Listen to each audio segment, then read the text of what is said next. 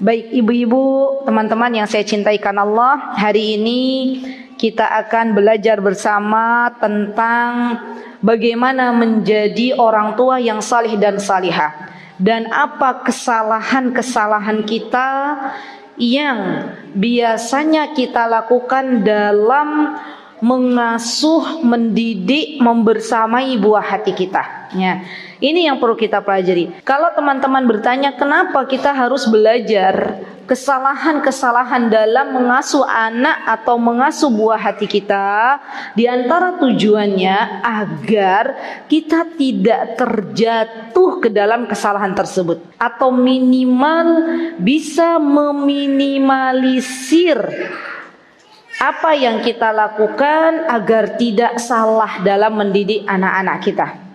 Dan yang pertama, poin yang mesti kita lakukan adalah luruskan niat, ya. Karena kita tahu yang namanya mendidik anak-anak itu adalah ibadah, subhanallah.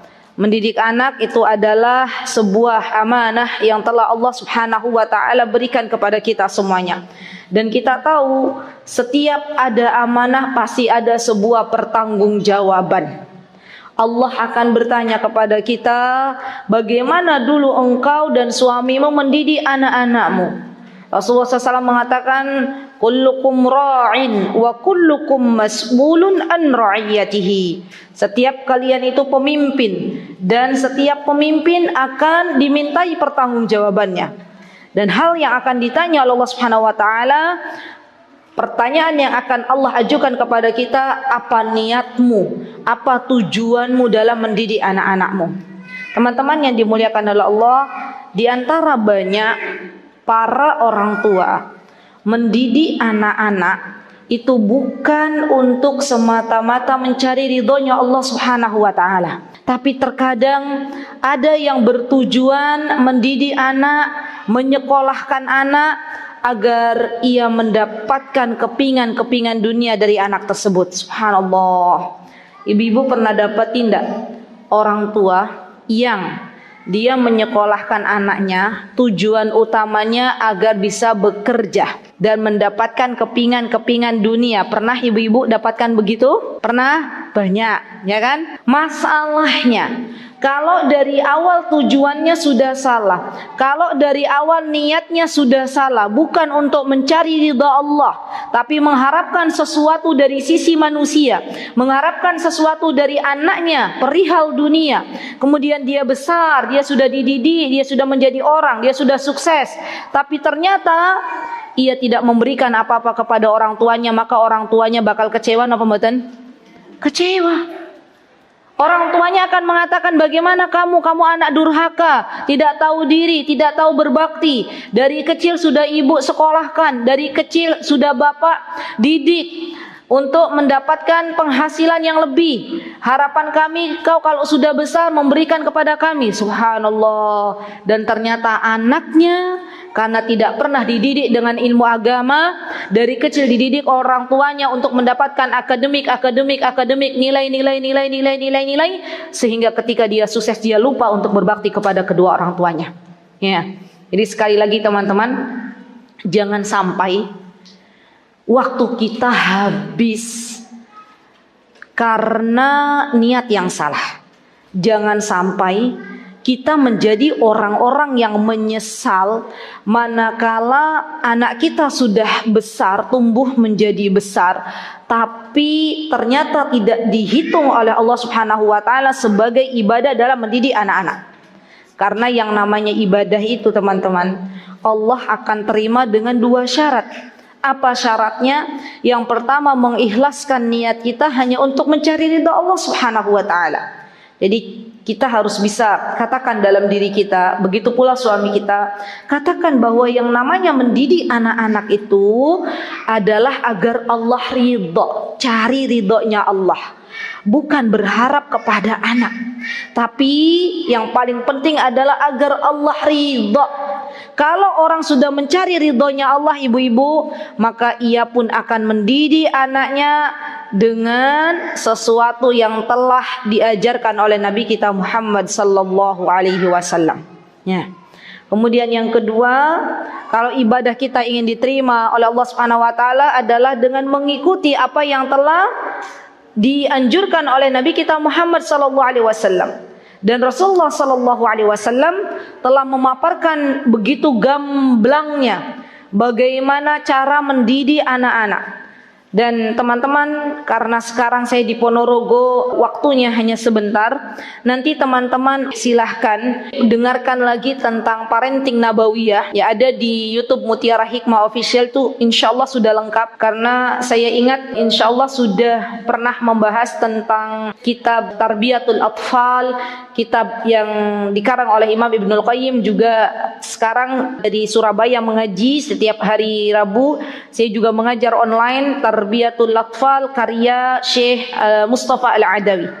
Jadi boleh nanti teman-teman sebagai bahan untuk kita belajar bagaimana meluruskan niat dalam mendidik anak-anak, bagaimana sesungguhnya Rasulullah sallallahu alaihi wasallam memberikan panduan untuk kita mendidik anak-anak. Maka boleh teman-teman silahkan dengarkan kembali. Jadi tidak terlihatan mukanya tapi ada suara saya di Mutiara Hikmah Official. Semoga bermanfaat untuk teman-teman semuanya. Baik, jadi sekarang kalaulah dari kemarin teman-teman ada yang salah niat, ada yang salah niat dalam mendidik anak-anak, maka yang mesti kita lakukan adalah bertaubat kepada Allah Subhanahu wa taala. Kita luruskan niat kita lagi, kita perbaharui niat kita lagi. Karena subhanallah, kalau orang salah niat, maka yang paling ditakutkan adalah dia akan menyesal. Bukan hanya menyesal di akhirat, tapi dia menyesal di dunia, ditambah lagi di akhirat. Subhanallah. Luruskan niat kita ya akhwat. Untuk apa kita membersamai anak-anak? Untuk apa kita mengeluarkan dana dalam mendidik anak-anak kita? Semuanya tidak lain dan tidak bukan adalah agar Allah ridha kepada kita, agar kita bisa menjawab pertanyaan-pertanyaan yang kelak Allah tanya kepada kita dan kepada suami kita. Karena anak kita adalah amanah, maka kita harus membimbing, membersamai anak-anak kita dengan sesuatu yang Allah ridhai, dengan apa-apa yang dianjurkan oleh Nabi kita Muhammad sallallahu alaihi wasallam. Jadi itu yang pertama, salah niat. Yang kedua, kesalahan yang kedua adalah adanya orang tua, pasangan suami istri yang belum tuntas dengan dirinya masing-masing. Subhanallah, ini pelajaran penting bagi kita semuanya, Bu. Banyak kasus di Yogyakarta. Saya itu sering, sebenarnya kalau ada yang ingin berjumpa dengan saya di Yogyakarta, di Joglo 1 itu biasanya chat dulu karena dikhawatirkan saya tidak ada di tempat. Alhamdulillah sudah mulai setelah pandemi ini kajian-kajian offline ya, 1 pekan biasanya dari Senin sampai Kamis itu full.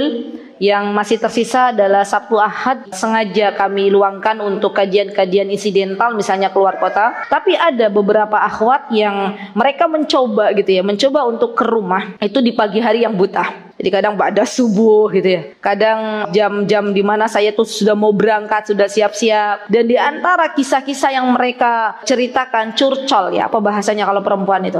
Curhat gitu ya. Di antaranya apa yang mereka ceritakan ke saya, di antaranya adalah adanya ketidakharmonisan dengan suami mereka. Subhanallah. Dia menceritakan bagaimana kondisi suaminya. Dia menceritakan bagaimana rumah tangganya yang tidak pernah akur. Adanya banyak kesenjangan-kesenjangan sehingga membuat anaknya bingung mana yang harus dituruti, mana yang harus diikuti. Ibunya mengatakan, "Nak, baca Al-Quran, ya jangan pegang games, jangan pegang HP, jangan nge-games." Bapaknya mengatakan, "Nah, ayo nak, lihatlah sebentar ini." Ya, saya pernah mendapati kasus seperti itu. Jadi ibunya mengarahkan anaknya kepada kebaikan, bapaknya mengarahkan anaknya kepada keburukan. Subhanallah. Dan biasanya subhanallah, rumah tangga yang tidak satu visi, tidak satu misi, ini membuat anaknya akhirnya bingung. Ya. Sehingga teman-teman, saya nasihatkan kepada teman-teman semuanya yang belum tuntas, untuk dirinya pribadi masing-masing tuntaskan terlebih dahulu. Ya, kita sudah siap belum menjadi orang tua?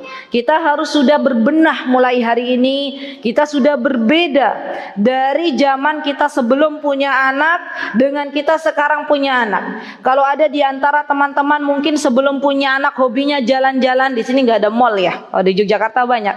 Kalau dulu mungkin ibu-ibu teman-teman sebelum punya anak halan-halannya ke mall, misalnya ya, nongki-nongkinya di kafe-kafe, senengnya pegang HP. Kalau sudah punya anak, rubah kebiasaan itu. Rubah kebiasaan itu. Dan kita harus sepakati bersama dengan pasangan. Sayangku, belahan jiwaku, sekarang kita sudah menjadi orang tua. Yuk kita rubah kebiasaan-kebiasaan buruk kita dengan apa-apa yang Allah ridhai. Karena orang tua itu teman-teman, ucapannya, perbuatannya, tindak tanduknya, semuanya akan diikuti oleh anak-anaknya. Subhanallah. Bu, anak-anak itu adalah peniru ulung. Apa yang ia dengar dari bundanya, maka kemudian ia tiru. Apa yang ia lihat dari ayahnya, maka ia pun akan meniru.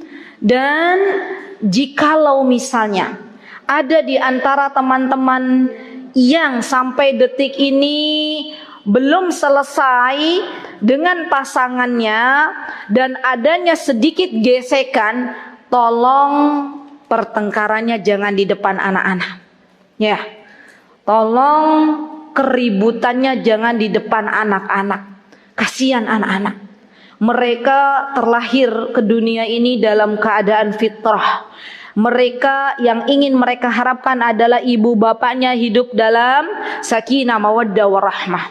Yang mereka harapkan adalah orang tuanya bisa bersatu padu dalam mendidik mereka. Banyak anak-anak broken home itu berasal dari kedua orang tua yang tidak satu visi, tidak satu misi. Mereka bingung, tidak mereka dapatkan kedamaian di dalam rumahnya, tidak mereka dapatkan ketenangan di dalam rumahnya. Yang ada di dalam rumahnya keributan antara orang tuanya. Akhirnya mereka pergi keluar mencari teman-temannya yang buruk, dan teman-temannya mempengaruhi anak ini dengan narkoba. Teman-temannya mempengaruhi anak ini dengan perjudian. Teman-temannya mempengaruhi anak ini dengan games. Teman-temannya mempengaruhi anak ini dengan LGBT. Subhanallah, la haula wala quwata illa billah.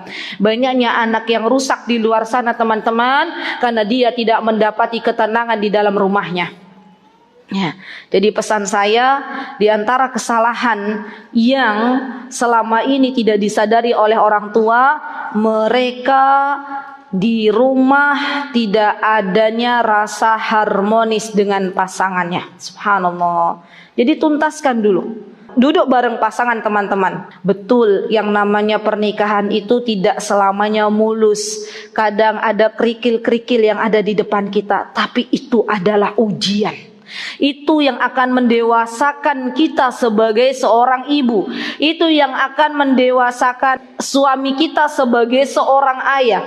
Kalau dalam rumah tangga itu mulus-mulus saja, nggak ada masalah, kita nggak pernah paham mana yang seharusnya kita jauhi, mana yang seharusnya kita pertahankan. Semua yang ada di dalam kehidupan rumah tangga kaum muslimin, muslimah di dunia ini, itu semuanya adalah ujian dari Allah Subhanahu wa taala. Kita terus hadapi apapun itu, dan kita katakan kepada pasangan kita, "Mas, ayo Mas, sekarang kita mulai sepakat, kita mulai rukun, kita mulai bersatu padu mendidik anak-anak kita agar menjadi generasi yang lebih baik daripada diri kita." Ya. Baik, kemudian kesalahan yang ketiga, teman-teman, adalah tidak mengikuti pola asuh yang telah diajarkan oleh Nabi kita Muhammad sallallahu alaihi wasallam. Atau yang ketiga, kurangnya ilmu dalam mendidik pada diri orang tua. Subhanallah. Kurangnya ilmu dalam mendidik pada diri orang tua, mendidik anak-anak. Sekarang saya mau tanya, di Ponorogo ini ada belum sekolah orang tua? Belum ada. Catat ustazah. Ya. Bikin ustazah. Ya. Di sini, di site sini bikin sekolah orang tua. Kalau di Yogyakarta itu sudah ada namanya sekolah ibu. Ya, sudah ada di Yogyakarta. Bagi teman-teman yang pernah ke Yogyakarta atau mungkin cari di internet, itu ada sekolah ibu, ada di Yogyakarta. Ini harusnya ada sekolah orang tua.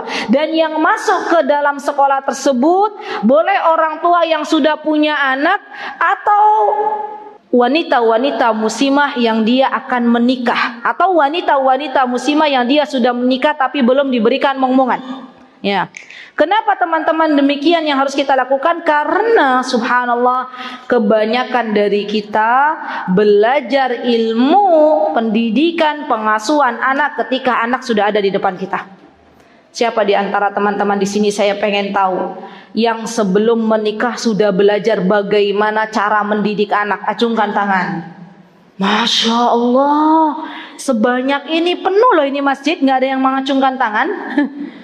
Jadi kapan belajar mendidik anak-anak? Pas anak-anak kita sudah keluar, gitu ya. Pas anak-anak kita sudah keluar, kita kebingungan. Ya Allah, ini harus bagaimana ini, gitu ya. Anak sudah ada di depan mata kita. Suami kita selama ini belajarnya bisnis, belajarnya bagaimana mendapatkan uang, tapi tidak belajar bagaimana menjadi ayah yang salih, bagaimana menjadi ayah yang bertanggung jawab, bagaimana menjadi ayah yang dijadikan teladan bagi anak-anaknya. Subhanallah, banyak di antara kita yang ketika punya anak tapi kita belum siap untuk mendidik anak-anak kita. Maka teman-teman, di poin yang ketiga ini adalah poin yang sangat penting. Seharusnya orang tua sebelum dia diberikan amanah momongan oleh Allah harus mempersiapkan dirinya untuk belajar ilmu bagaimana mendidik anak-anak. Dan Rasulullah Sallallahu Alaihi Wasallam sudah banyak memaparkan bagaimana mendidik anak-anak agar menjadi anak-anak yang salih dan salihah. Para ulama seperti Imam Ibnul Qayyim, seperti Syekh Mustafa Al-Adawi, dan ulama-ulama lain juga banyak yang membuat kitab-kitab dari berbagai macam judul. Jadi kitab-kitabnya judulnya ada Tarbiyatul Aulad, ada Tarbiyatul Abna. Itu semuanya harus kita baca. Itu semuanya harus kita pelajari. Dan subhanallah, hari ini teman-teman, untuk belajar ilmu bagaimana mengasuh anak-anak, teman-teman gak harus ke kota besar.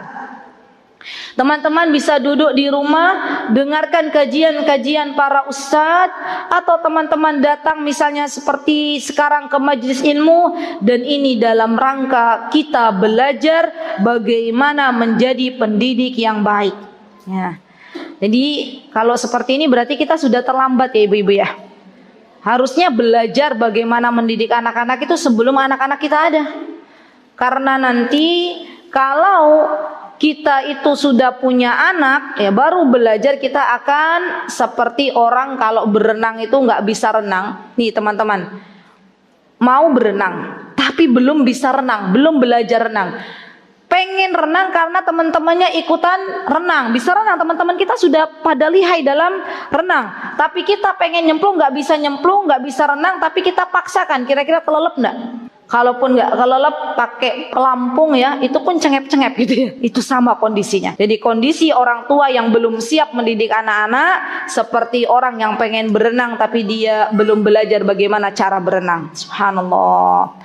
Dan teman-teman yang dimuliakan oleh Allah Subhanahu wa taala, persiapan menjadi seorang ibu ya, itu dimulai dari jauh-jauh hari sampai ketika dia sudah hamil, itu juga boleh dimulai. Jadi mulai ketika hamil itu sudah mulai anak-anak diperdengarkan, orang tua mengaji sehingga anak-anaknya dia bisa mendengar di dalam rahim ibunya bagaimana ibunya mengaji. Subhanallah. Dan di Solo, di Yogyakarta belum ada. Saya ingin membuat tapi qadarullah belum bisa ya. Semoga Allah Subhanahu wa taala memudahkan. Di Ponorogo monggo dibuat. Kami pernah mengundang salah satu ustadz dari Solo ke tempat kami, ke Joglo 1. Dan ustadz itu mengatakan alhamdulillah sekarang beliau sudah membuat sekolah namanya sekolah ibu hamil. Jadi ustazah catat, ustazah, sekolah orang tua, sekolah ibu hamil ya. Dan ini menurut saya sangat-sangat bagus. Kenapa? Karena yang namanya ibu hamil itu biasanya mager. Tahu mager nggak Bu? Males gerak, ya, bingung mau ngapain. Kalau ada sebuah komunitas di situ semuanya ibu hamil, dia senang nggak? Senang, bisa ngobrol, bisa sharing, gimana, bagaimana. Ditambah sekolah ibu hamil, di situ ada diselipkan bagaimana cara mendidik anak-anak, bagaimana agar janin bisa mendengarkan Al-Quran dari ibunya. Subhanallah, saya pernah berjumpa dengan seorang syekh dari Mesir. Beliau memiliki anak 3 teman-teman, semuanya penghafal Al-Quran sebelum usia 5 tahun. Ternyata di antara kuncinya adalah ibunya ketika hamil dia membaca Al-Quran sehari 5 juz. Subhanallah. Sehingga anak yang di dalam rahim ibu tersebut, di dalam rahimnya Syekho, biasa mendengar ibunya membaca Al-Quran. Dan ketika sudah ada di dunia usia 3,5 tahun sudah mulai dibiasakan untuk menghafal Al-Quran biidznillahi ta'ala. 1,5 tahun selesai 30 juz. Dimulai dari kapan? Dimulai dari ibunya ketika mengandung anak-anaknya sudah biasa membaca Al-Quran sehari 5 juz. Sekarang yang ada teman-teman, saya mau tanya kepada teman-teman, di Ponorogo ini apa yang biasa dilakukan oleh ibu-ibu hamil? Teman-teman coba ingat waktu hamil apa yang dilakukan? Apa? Rebahan. Betul, jujur mager ya kan? Apalagi? Jadi selama 9 bulan tuh rebahan saja. Apalagi Ustazah? Ngemil. Ya kan, ibu-ibu hamil banyak ngemil, dikit-dikit lapar. Anaknya lahir mau baca Quran enggak mau, maunya ngemil, sama persis dengan ibunya. Ya. Terus apa lagi? Senam ya Bu ya. Senam itu nutrisi untuk jasadnya, untuk fisiknya. Dia lupa bahwa janin yang ada di dalam rahimnya itu bukan hanya membutuhkan makanan, tapi juga membutuhkan nutrisi ruhani, membutuhkan nutrisi ilmu. Ya, di antara nutrisi yang ia butuhkan adalah ia berhak untuk mendengarkan bacaan Al-Quran dari seorang ibu. Subhanallah. Ya, maka dari itu teman-teman, ini penting untuk kita belajar bersama bahwa sejatinya pendidikan anak itu dimulai jauh-jauh hari sebelum ia lahir ke dunia ini. Kemudian yang keempat, kesalahan yang banyak dilalaikan oleh orang tua adalah melalaikan pendidikan iman kepada anak-anak dari sejak dini. Melalaikan untuk mengenalkan Robnya kepada anak-anak dari sejak dini. Subhanallah. Kenapa saya dan suami akhirnya memutuskan untuk membuat sekolah taman kanak-kanak, ya? Karena kami berpikir banyak orang tua yang dia lalai untuk menanamkan iman ke dalam diri anak-anak. Maka tugas kami diantaranya adalah menanamkan pondasi iman tersebut ke dalam jiwa anak-anak kaum muslimin. Pernah ada yang bertanya kepada saya, Ustazah, kenapa Ustazah dan Ustadz itu tidak membangun langsung universitas, katanya. Kan antum berdua itu sekolahnya, kuliahnya dari luar negeri. Kenapa sampai di Indonesia kok malah bangunnya TK, katanya begitu ya. Kemudian saya jawab, subhanallah ukhti, membangun TK itu kita harapkan agar kita bisa menitipkan sedikit ya apa-apa yang bisa kita tanamkan kebaikan dalam jiwa anak-anak. Subhanallah. Teman-teman, dan itu cukup membuat saya bahagia ketika subhanallah ada wali murid yang mengatakan kepada saya waktu itu, beliau mengatakan, Ustazah, saya punya putra dan saya bersaksi putranya beliau laki-laki adalah putra yang sangat-sangat aktif di sekolah waktu itu. Ya subhanallah. Bisa dibayangkan enggak Bu? Bayangkan ya Bu, si anak ini saya tahu dari dia masuk, kalau misalnya disuruh murojaah itu lari puteran kayak kemidi puter ya. Sedikit pintu terbuka dia lari muter lapangan. Ustadzanya kejar-kejar, masuk ke selokan. Ya. Basah kuyup, oleh ustadzanya diangkat, dimandiin. Berapa jam kemudian dia mainan tanah.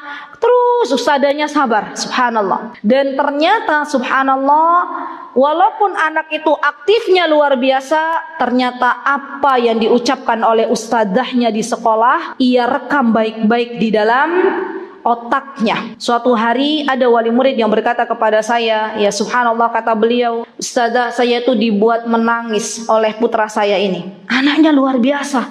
Bukan anak yang nurut, diem mas, duduk diem, enggak, muter-muter Bu. Dan apa kata wali murid itu? Jadi kami itu perjalanan dari, beliau orang Jawa Timur. Jadi ayahnya, suami beliau orang Jawa Timur. Kami perjalanan dari Jawa Timur menggunakan kereta ke Yogyakarta. Kemudian di luar sana itu hujan deras sekali. Ya. Dan anak saya itu bilang begini, Bunda, kata ustazah, kalau ada hujan deras itu saatnya berdoa. Doanya mustajab. Allah dengar doa kita. Kemudian anak itu bilang begini, Bu, sekarang saya mau minta sama Allah, biar besok saya, kata anak itu ya, bunda, ayah dan adik semuanya dimasukkan ke dalam surganya Allah. Itu keluar dari lisan kecilnya, subhanallah. Terus kata ibunya bilang ke saya, Ustazah tahu nggak? Ketika dia tuh berdoa, ya Allah, kan polos ya namanya anak-anak ya. Ya Allah, masukkanlah aku, bunda, ayah dan adik ke dalam surgamu. Terus kata bundanya bilang ke saya tuh langsung lihat ya, ayahnya anak ini tuh juga terdiam gitu ya. Dan kami tuh dari mulai anak ini berkata demikian, mendoakan kedua orang tuanya, sampai Yogyakarta itu kata bundanya, saya tuh nangis katanya, dibuat menangis. Subhanallah. Ini loh Bu, pendidikan iman, mengenalkan Rabb kepada diri anak-anak itu sangat berpengaruh di dalam kehidupan anak tersebut, baik di masa sekarang maupun di masa yang akan datang. Saya mau ambil contoh sedikit saja tentang bagaimana menanamkan rasa diawasi oleh Allah dalam diri anak-anak. Muraqabatullah.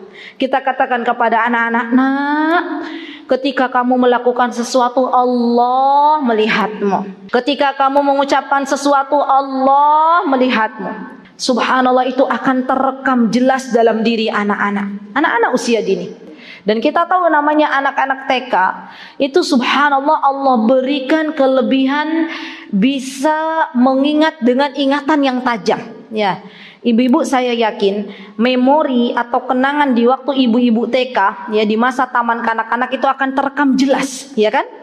Bagaimana teman-teman ke sekolah diajarkan apa itu akan terekam jelas. Subhanallah. Harapannya ketika kita mengenalkan Allah sejak dini, anak-anak merasa diawasi oleh Allah Subhanahu wa taala kemanapun mereka berada, kemanapun mereka pergi, kemanapun mereka keluar rumah, dimanapun mereka berada, mereka merasa diawasi oleh Allah Subhanahu wa taala. Maka harapannya mereka menjadi hamba-hamba Allah yang takut kepada Allah di sepanjang hidupnya. Subhanallah. Karena banyak teman-teman anak-anak zaman sekarang itu yang mereka berada dalam kondisi baik-baik saja, tapi hanya di hadapan kita sebagai orang tuanya.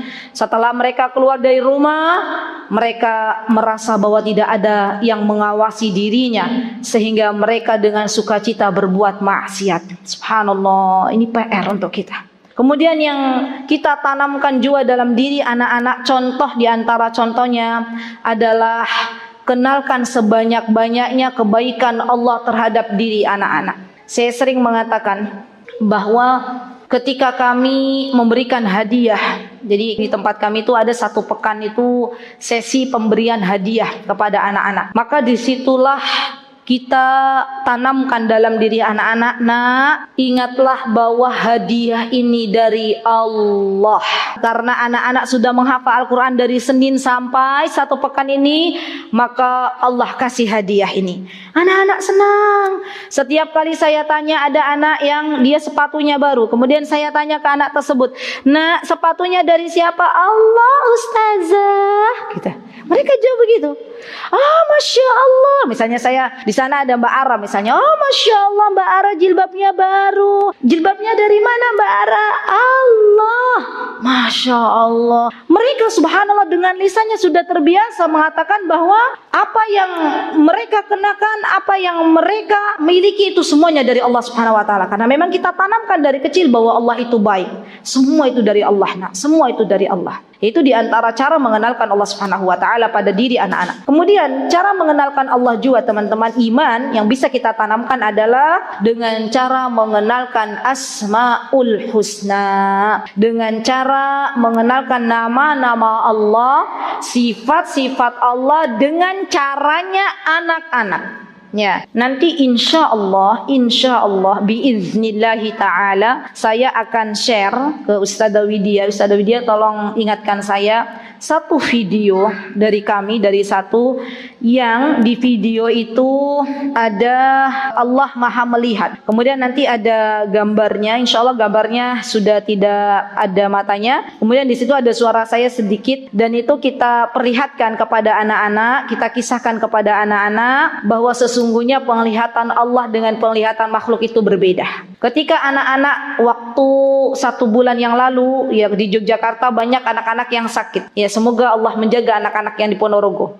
Jadi di Yogyakarta itu sebulan yang lalu subhanallah banyak sekali anak-anak yang sakit. Maka saatnya waktu itu kami guru-guru di sana, ustadzah-ustadzah di sana menanamkan dan mengenalkan kepada mereka bahwa Allah Asy-Syafi, yang maha menyembuhkan. Subhanallah. Kita kenalkan pada diri anak-anak. Siapa yang menyembuhkan kalau anak-anak sakit? Allah. Siapa yang memberikan sesuatu kalau anak-anak minta? Allah. Ya. Jadi anak-anak harus banyak-banyak diperkenalkan Allah Subhanahu wa taala. Tujuannya apa, teman-teman? Kenapa kita harus mengenalkan iman terlebih dahulu kepada anak-anak kita? Tujuan utamanya adalah agar ketika mereka sudah mukallaf, ketika mereka sudah diberikan aturan-aturan syariat yang melekat pada diri mereka, ketika mereka sudah balik, maka biiznillahi ta'ala mereka tidak bermalas-malasan ketika menjemput apa yang Allah perintahkan. Biiznillahi ta'ala ketika adzan berkumandang dan mereka tahu bahwa yang menyuruh mereka salat, yang merintahkan mereka salat adalah Allah, maka mereka dengan serta-merta berwudu dan berangkat ke masjid. Ya, jadi yang namanya mendidik anak-anak agar bersegera salat itu teman-teman, didikan bukan didikan yang instan, tapi didikannya dari mereka sebelum usia 5 tahun. Kita kenalkan dulu Allah. Ya, maka setelah tertancap dalam diri jiwa anak-anak bahwa Allah itu baik, bahwa Allah itu besar, bahwa Allah itu luar biasa, semua ada surganya Allah Subhanahu wa taala, mereka akan bergegas biidznillah taala menyambut apa-apa yang diperintahkan oleh Allah dan Rasulnya. Ya, subhanallah, diajarkan iman. Ajarkan iman di waktu anak-anak masih kecil. Baik, kemudian poin yang kelima. Banyaknya orang tua yang menunda mengajarkan adab, kebiasaan-kebiasaan yang baik pada diri anak-anaknya. Padahal yang namanya adab itu bisa kita ajarkan pada diri anak-anak sejak kecil. Rasulullah sallallahu alaihi wasallam ketika beliau makan bersama anak-anak, maka apa yang beliau pesankan kepada anak-anak? Kata beliau, "Ya gulam," kata Rasulullah SAW, "wahai anak kecil, kul biyaminik," makanlah dengan tangan kanan, ya. Dan Rasulullah berpesan kalau makan baca bismillah. Kemudian kata Rasulullah SAW, kalau makan, makanlah makanan yang paling dekat dengan apa yang ada dalam diri kalian. Jadi kalau ada piring, ada nampan, makan jangan jauh-jauh, jangan mencari sesuatu yang jauh, yang dekat dulu makan. Ini teman-teman menunjukkan bahwa Rasulullah SAW tidaklah meninggalkan pendidikan adab kepada diri anak-anak, sehingga kita bisa mengajarkan contohnya kepada anak-anak, contoh adab yang sering kita lupa ya. Anak-anak dibiasakan untuk membalas kebaikan orang lain. Minimal kalau anak-anak itu dia mengucapkan kata terima kasih. Kalaulah belum bisa mengucapkan jazakillahu khaira atau jazakallahu khaira, maka minimal ucapkan terima kasih. Bagaimana kita mengajarkan? Kalau anak-anak kita diberi sesuatu, nak, sudah bilang terima kasih belum? Terima kasih, gitu kan anak-anak ya. Nak, sudah bilang, ada sebagian anak di tempat kami itu subhanallah, anaknya kecil gitu ya. Usianya 4 tahun, karena dibiasakan oleh orang tuanya suruh bilang jazakillah khair, maka otomatis biidnillahi ta'ala kalau diberi sesuatu oleh ustazah, karena kami di tempat kami itu setiap hari minumannya susu kurma, itu snack wajib anak-anak, dan snack gitu ya, snack dan susu kurma kalau yang reguler. Kalau yang full day ada makan siang. Kita biasakan anak-anak kalau diberi susu oleh ustazahnya, terus ada satu anak ini dia bilang jazakillah khair ustazah gitu ya. Kok bisa? Saya pertamanya kaget, kok yang lain pada bilang terima kasih ustazah, kok dia bilang jazakillah khair. Suatu hari saya berjumpa dengan uminya, ya dengan bundanya. Kemudian setelah pamitan, bundanya bilang, ayo salim dulu sama Ustazah Azizah. Kemudian dia salim, ayo bilang apa ke Ustazah Azizah? Kan hari ini sudah di sini ngaji, sudah belajar di sini. Bilang apa nak? Jazakillah khair. Iya pinter. Terus saya tanya, siapa yang mengajarkan jazakillah khair? Kata bundanya, alhamdulillah saya mengajarkan itu Ustazah. Masya Allah. Jadi pendidikan dimulai dari rumah sebenarnya. Orang tua harus sudah membiasakan anak-anak untuk mengucapkan jazakillah khair. Kalau yang memberikan kebaikan itu perempuan, kalau yang memberikan kebaikan itu laki-laki, katakan jazakallahu khair. Kalau masih berat dalam lisan anak-anak kita, minimal ucapkan terima kasih. Dan ini adab yang diajarkan oleh Rasulullah SAW. Apa kata beliau? Ya, barang siapa yang berbuat baik kepada kalian, maka balaslah dengan kebaikan yang lebih baik. Kalaupun tidak bisa, maka minimal yang semisal, begitu kan ya. Dan kalaupun tidak bisa, maka dengan doa. Dan doa adalah jazakillah khaira atau jazakallahu khaira. Kemudian di antara adab yang banyak kita lupakan teman-teman dalam pendidikan anak-anak adalah meminta tolong. Meminta tolong, ini penting banget ya. Jadi biasakan anak-anak jangan menyuruh-nyuruh, memerintah. Kalaupun mereka suatu hari misalnya minta diambilkan sesuatu, mereka menggunakan kata-kata minta tolong. Ya. Dan itu alhamdulillah sudah kami biasakan kepada anak-anak yang ada di tempat kami. Jadi kita sebagai orang tua tuh jangan dikit-dikit, Umi minta minum gitu ya. Misal, Umi minum, anak-anak kan begitu ya. Umi apalagi, Umi mainan gitu ya. Nanti orang tuanya langsung ini minum. Kalau anak-anaknya sudah usia 4 tahun, kita bilang, tadi mau minum kan, minta Umi ambilkan. Bilang apa? Minta tolong. Subhanallah, sekali 2 kali mungkin berat, tapi kalau sudah sering diucapkan, biidnillahi ta'ala itu menjadi otomatis dalam lisan anak-anak kita. Dia akan mengatakan minta tolong ya. Banyak di antara anak-anak kami yang belum bisa baca buku. Memang kami target utamanya adalah bukan bagaimana mereka cepat dalam membaca, tapi target kami adalah bagaimana mereka mencintai buku ya. Maka di antara mereka itu biasanya datang pagi-pagi teman-teman ya. Kemudian mereka melihat di perpustakaan buku-buku yang berwarna-warni, mereka ambil bukunya, kemudian mereka tubuhnya kecil gitu ya, Masya Allah, mereka lari-lari ke ustazahnya, Ustazah minta tolong bacakan buku ya, minta tolong bacakan buku. Begitu teman-teman. Jadi kita harus membiasakan adab-adab yang baik. Atau misalnya teman-teman mau masuk rumah, teman-teman biasakan anak-anak untuk mengucapkan salam. Ya, dimulai dari diri teman-teman dulu. Umi ucapin salam, adik ikutan ya. Gitu.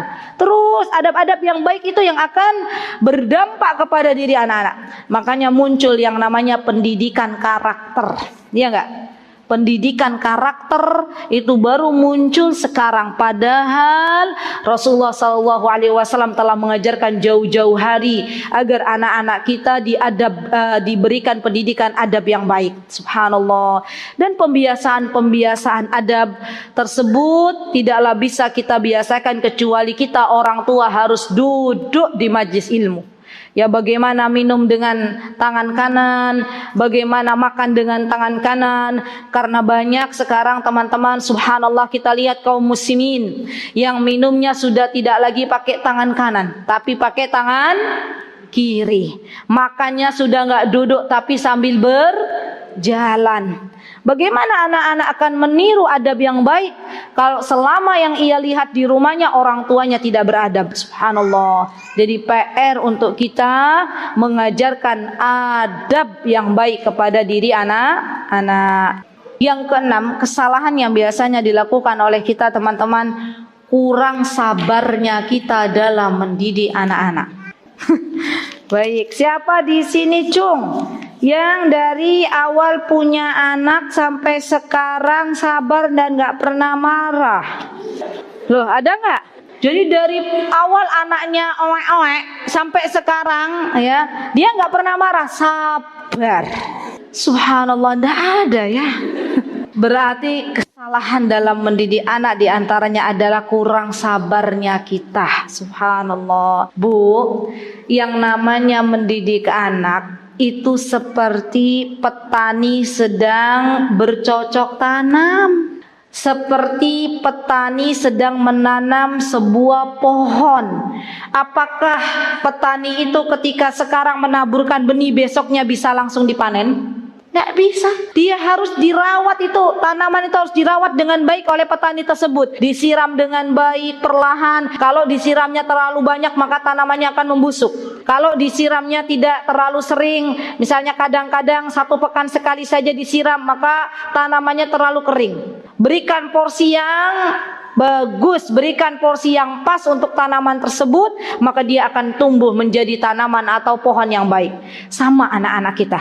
Kita ketika mendidik anak-anak itu, teman-teman, jangan terlalu keras. Karena kalau kita terlalu keras, maka akan menjadikan anak-anak kita penakut. Bukan takutnya kepada Allah, tapi takut kepada orang tua. Ya, kalau kita itu mendidik anak terlalu manja, terlalu dimanjakan, ya, maka yang ada anak-anak kita tidak akan tumbuh dengan pendidikan yang baik. Dia akan meminta sesuatu dari kita dengan paksaan. Subhanallah. Apa yang harus kita lakukan? Yang harus kita lakukan adalah mendidik dengan ketegasan dan kasih sayang. Dimulai dari kesabaran yang ada dalam diri kita sebagai orang tua. Subhanallah. Sekarang Bu, saya mau tanya lagi. Di sini ada nggak yang punya anak sama seperti saya? Pertamanya putri, keduanya putra atau putri. Kalau saya putri, putra. Putranya ini yang ketiga atau yang kedua ada. Apa Mbak? Ada bedanya nggak mendidik putra dan putri? Sama aja, beda. Yang putri sabarnya mendingan gitu ya. Ketika punya putri kan kita alhamdulillah bisa sabar ya. Lebih sabar gitu ya. Alhamdulillah. Pas punya putra gimana Mbak? Banyak ngelus dadanya. Astaghfirullahaladzim. Gitu kan ya? Astaghfirullahaladzim. Saya merasakan itu. Subhanallah. Alhamdulillah wa syukurillah. Putri yang pertama, alhamdulillah. Putri yang kedua, alhamdulillah. Pas yang ketiga Allah kasih putra. Masya Allah. Sering kali akhirnya Allah menjadikan saya sering-sering istighfar. Ya. Bisa dibayangkan gak teman-teman? Loncat itu anak dari lantai kedua ke lantai pertama. Masya Allah. Saya langsung gitu ya. Suami saya astagfirullah. Terus kita saling memberitahu, sabar. Oh iya, sabar ya, Masya Allah. Begitulah mendidik anak-anak. Ada seninya. Kalau anak-anak kita itu subhanallah teman-teman, lurus saja, manut saja. Di mana kesempatan kita untuk beristighfar? Di mana kesempatan kita untuk bersabar? Sabarnya kita dalam mendidik anak-anak itu berpahala di sisi Allah Subhanahu wa taala. Subhanallah. Lihat teman-teman, kalau kita lihat ibunda para ulama, teman-teman bisa belajar lagi ibunda para ulama di kajian saya di YouTube ya, di YouTube Mutiara Hikmah Official itu ada. Bagaimana saya melihat, saya membaca, saya mengajarkan kondisi ibu-ibu para ulama, mereka itu rata-rata sabar. Jadi teman-teman, kalau teman-teman pengen punya anaknya, anak-anak yang kelak Allah jadikan sebagai orang-orang yang bermanfaat untuk umat ini, maka dalam mendidiknya harus dibutuhkan kesabaran yang ekstra. Ya, pernah ada seorang ulama dari Yaman, ya, beliau sekarang sudah meninggal. Beliau itu pernah di zamannya menjadi rujukan umat. Jadi beliau ya subhanallah orang yang paling faqih ya dalam ilmu agama di masa itu. Kemudian ternyata ulama ini kecilnya itu membuat ibunya akhirnya banyak-banyak mengucapkan kepada anak ini dengan didoakan semoga Allah memberimu hidayah. Karena anak ini ternyata Masya Allah full anak yang aktifnya luar biasa. Dan Allah jadikan ia seorang ulama karena doa seorang ibu. Ya subhanallah.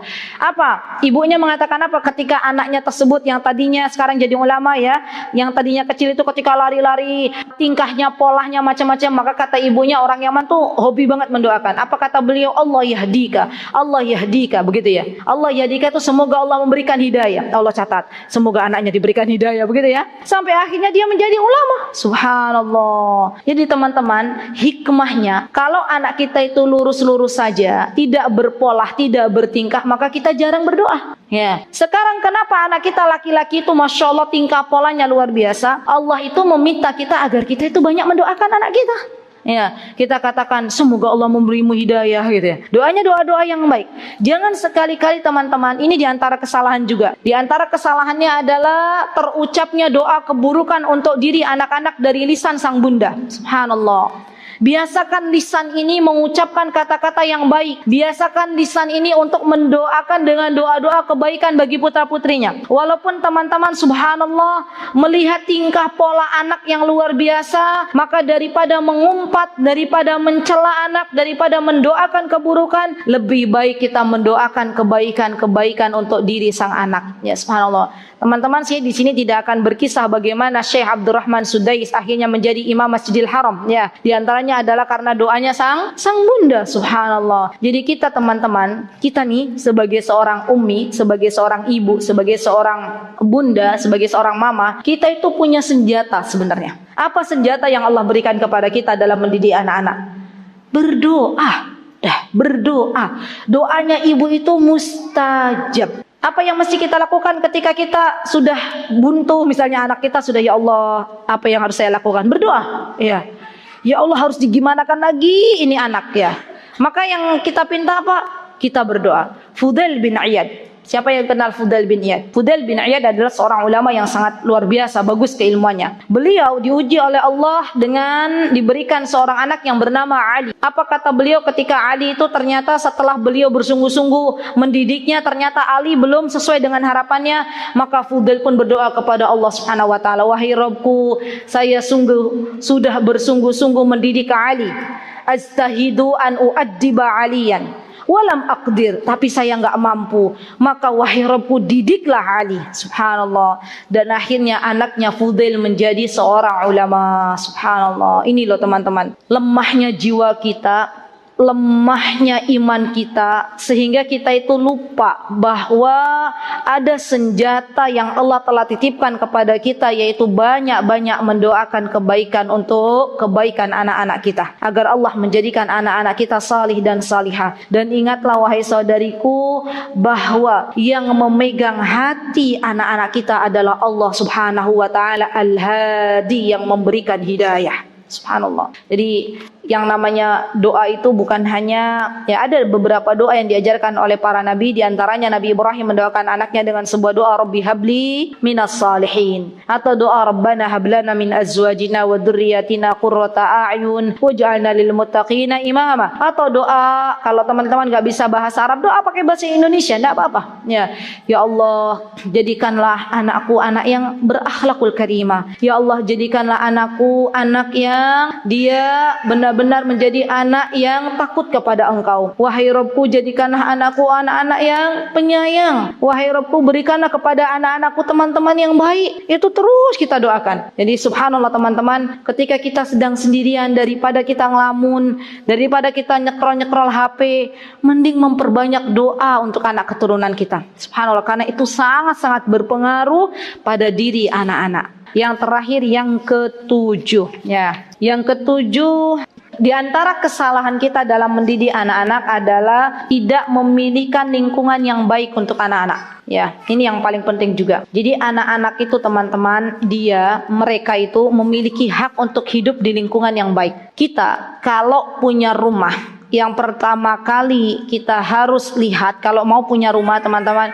bukan seberapa megah rumah tersebut, tapi yang pertama kita lihat tetangganya, dengan siapa kita bertetangga. Kenapa saya katakan demikian? Karena di antara faktor yang bisa merusak jiwa anak-anak kita adalah lingkungan. Kalau lingkungannya baik, insya Allah anak kita baik. Kalau lingkungannya rusak, anak kita pun akan rusak. Jadi penting bagi kita, ketika kita memilihkan lingkungan untuk anak-anak kita, pilihkan lingkungan yang baik. Termasuk lingkungan apa? Lingkungan itu lingkungan masyarakat, lingkungan sekolah. Di sini juga termasuk diantaranya memilihkan sekolah yang baik untuk anak-anak kita. Karena subhanallah, anak-anak itu akan sangat-sangat terpengaruh oleh kawan-kawannya. Banyak diantara teman-teman yang curhat, dia sudah subhanallah memberikan pendidikan yang baik kepada anaknya di rumahnya. Ternyata setelah anaknya keluar dan bermain dengan anak-anak kampung di luar rumahnya, dia pulang dengan membawa kosakata-kosakata yang tidak baik. Kami di tempat kami itu teman-teman bisa terdeteksi biidnillahi ta'ala. Pernah suatu hari ada kejadian anak laki-laki, dia itu mengucapkan kata-kata yang tidak baik, yang menurut kami itu kata-kata yang tidak layak diucapkan oleh seorang anak. Kemudian saya waktu itu dapat laporan karena kami memang membiasakan untuk mengevaluasi anak-anak itu by name. Kita itu memang sekolahnya tidak sebesar Islamic Center yang ada di Ponorogo ini. Kami memang membatasi sekali anak-anak yang masuk sehingga kami bisa melihat satu persatu anak-anak. Biasanya kami kalau evaluasi itu by name. Ustadzah akan menyebutkan anak ini bagaimana kondisinya pekan ini. Suatu hari Ustadzah mengatakan bahwa dalam sepekan ini anak laki-laki ini dia mengatakan kata-kata yang tidak baik. Kemudian saya langsung chat orang tuanya. Saya tanyakan sepekan ini dia bergaul dengan siapa. Subhanallah, ternyata benar dugaan saya, anak ini bergaul dengan teman kampungnya. Kemudian saya tanya, apakah dia masih melihat TV? Tidak. Apakah dia sepekan ini melihat HP, membiarkan dia melihat tontonan sendirian? Kata orang tuanya tidak. Oh, berarti kata-kata ini berasal dari teman-teman kampungnya. Kemudian saya katakan kepada orang tuanya, tolong sepekan ke depan anaknya tidak bergaul dulu dengan anak kampung sampai kita selesaikan dulu urusannya. Kita berikan kepada anak ini bahwa kata-kata itu tidak baik diucapkan, tidak boleh diucapkan. Itu kata-kata yang tidak layak diucapkan oleh seorang anak. Alhamdulillah biidznillahi ta'ala ada kemajuan, ada perubahan karena orang tuanya bisa diajak kerjasama dengan kami pihak sekolah. Masya Allah. Sehingga teman-teman, penting bagi teman-teman memilih lingkungan yang baik untuk anak-anak. Bagaimana memilih lingkungan yang baik? Kita minta dulu kepada Allah Subhanahu wa taala, wahai Rabbku, berikanlah kami rumah yang lingkungannya lingkungan yang baik. Kawan-kawan dari anak-anak kita, kawan-kawan yang baik. Dan tentunya teman-teman, kita tanya kepada orang-orang yang ada di sekitar rumah yang akan kita jadikan rumah, bagaimana lingkungan di sini. Subhanallah. Karena yang namanya anak-anak itu pernah ya kejadian di mana saya tahu orang tua anak ini sudah tidak lagi mendengarkan musik. Di rumahnya sudah tidak ada TV. Dan ketika sekolah, anak ini membawa nyanyian yang sedang booming, ya. Kita kaget, terus kita tanya ke anaknya, Mas, biasanya subhanallah di tempat kami banyaknya laki-laki, anak-anaknya. Mas, dari mana nyanyian itu? Katanya dari anak tetangganya. Ya subhanallah, lagi sholat berjamaah bareng di masjid, nyanyi langsung nyantol. Itulah anak-anak, subhanallah. Apa yang dia dengar langsung nyantol, kemudian ia nyanyikan di tempat di sekolah, ya subhanallah. Dan langsung ketahuan, alhamdulillah kita katakan bahwa nyanyian itu tidak baik, nak. Ya, daripada nyanyian lebih baik kamu murajaah Al-Quran. Alhamdulillah biidnillahi ta'ala. Alhamdulillah setelah kejadian itu, alhamdulillah Allah jaga anak ini. Masya Allah, tabarakallah. Ya baik, itu yang bisa saya sampaikan teman-teman. 7 kesalahan besar dalam mendidik anak-anak. Dan masih ada lagi tema-tema kesalahan-kesalahan dalam mendidik anak. Insya Allah ya cukup 7. Kemudian diamalkan. Diapain teman-teman? Diamalkan. Karena ilmu yang bermanfaat adalah ilmu yang diamalkan. Coba lihat, cek 1 sampai 7. Menurut teman-teman yang paling berat yang poin keberapa? Oh, sabar, Masya Allah. PR, ya, minta sama Allah, ya Allah, jadikanlah hamba dan suami hamba orang-orang yang sabar, ya Masya Allah. Semoga Allah Subhanahu wa ta'ala menjadikan teman-teman yang ada di masjid ini semuanya diberikan kesabaran oleh Allah Subhanahu wa ta'ala dalam mendidik anak-anak kita. Aqulu qawli hada wastaghfirullah li wa lakum. Wa akhiru da'wana alhamdulillahi rabbil alamin. Wassalamualaikum warahmatullahi wabarakatuh.